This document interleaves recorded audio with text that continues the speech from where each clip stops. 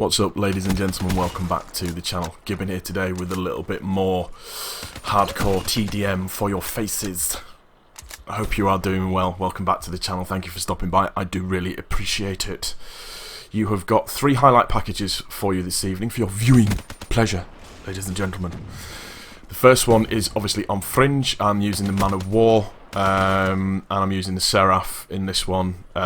This one, I ain't gonna lie, I camped my arse off in this one.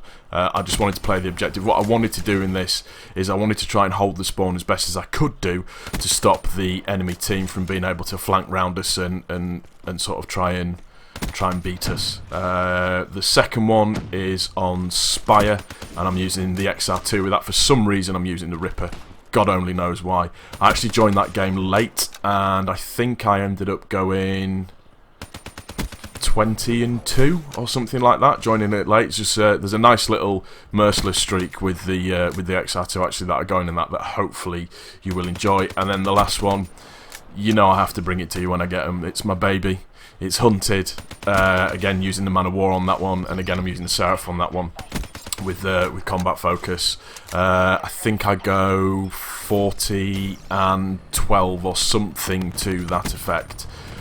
Just a really good gameplay. I was playing quite aggressively with the Man of War, and I tended to do very well.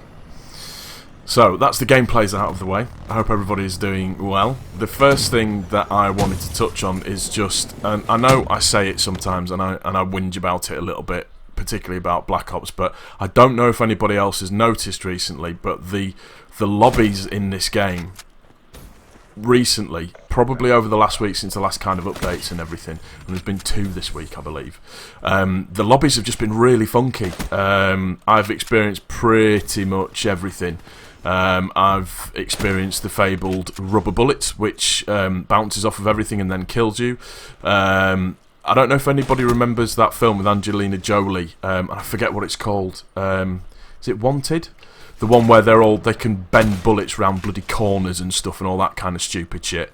I seem to have experienced that, where you think you've gotten into the clear, but the bullet somehow still manages to bend round the corner and kill you, which is highly frustrating, to the point where I think I actually raged. I did actually rage. Luckily I wasn't recording my voice at the time, so we're all good on that front, thank the Lord, because the last thing I want you to see me do is rage quite hard if I'm doing a live com, and I do need to do a couple of live coms actually. It's been a while since I've done that, and I've just kind of, I don't know what it is. There's this other thing that I've experienced, and I don't know if anybody else has experienced it.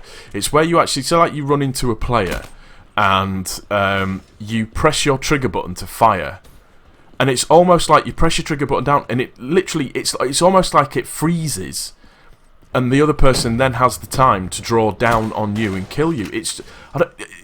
Has anybody experienced that, or is it just me? Or is it just because I'm an old-ass 35-year-old man and my reaction times are a bit poo-poo, ka-choo-poo-poo? Or however you want to express it, in whatever way that you want to mention it. But I've noticed that quite a lot. And just the connections have been funky. Just really funky, like people skipping all over the place. There was a kill cam on one of the games that I played where a guy got the final kill. I think it's on my other Hunted game. The guy got the final kill. You won't see it in this video because it's a highlight package. The guy got the final kill, and it's like he was using the dingo, and as he's dropping down, he's skipping all over the place. Then the connection interrupted comes up on the screen, and then it's like out of nowhere, suddenly a headshot just appears on the enemy team. It's just absolutely bonkers. It's just one of them really stupid mad things.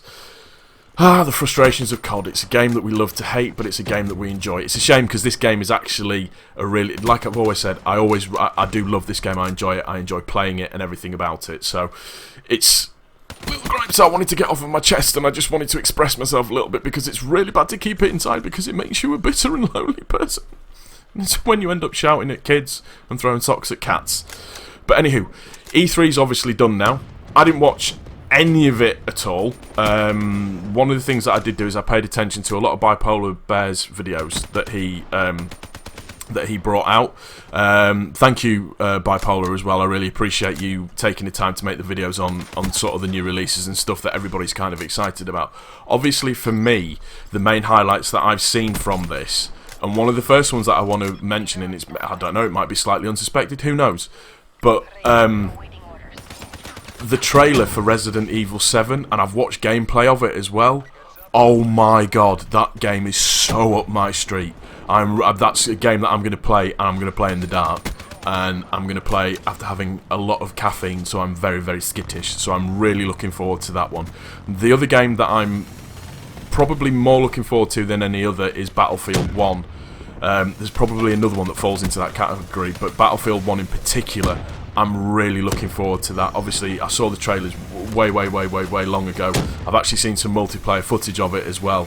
Oh, I came up on doing World War One or World War Two shooters, and it just looks absolutely amazing. So I'm really looking forward to that one. I think it's going to be it's just going to be such a good game. Could it be a COD killer? Who knows? I doubt it, because the COD games of now, because they're so futuristic, they still appeal to kids, so the kids are always going to buy them, even though they're an R-rated or 18-rated game. Kids are still going to play it, so it's going to be very difficult for Battlefield to claw that back by any stretch of the imagination. The other game that I have obviously seen information on and that I'm really looking forward to, and I've mentioned it a couple of times, is Titanfall 2.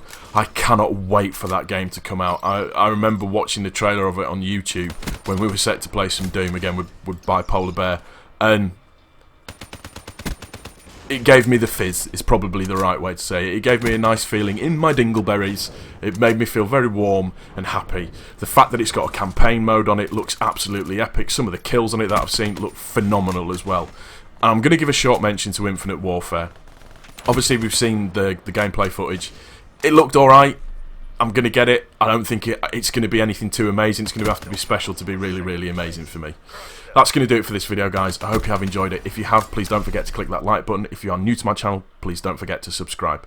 Thank you so much for stopping by. And Gibbon is out.